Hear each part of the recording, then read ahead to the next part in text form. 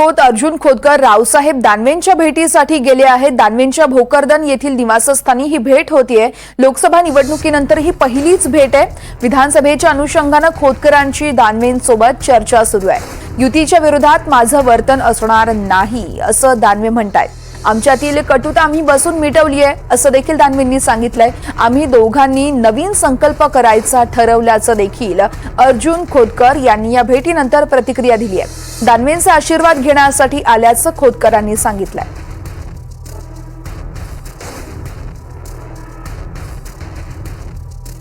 मी कुठल्याही प्रकारचं या युतीच्या विरोधात माझं वर्तन असणार नाही। त्यामुळं अर्जुनराव आज या ठिकाणी आले। एखाद्या माणसानं मला येऊन बोला की तुम्ही कटुताची भाषा वापरली। माझा पराभव जो झाला हा पराभव मला मान्य आहे। कोण्या एका माणसामुळं झाला नाही, मतदारांनीच कौल तसा दिला। जनादेश आहे आणि तो जनादेश मी स्वीकारला। त्यामुळं कटुता वगैरे आमच्यात नाही आहे आणि जर काही थोडीफार असेलही तरी आम्ही बसून मिटवली। आता ते आमच्यात काही राहिले नाही।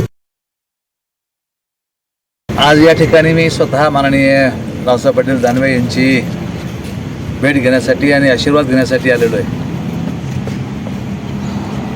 ज्या काही जुन्या गोष्टी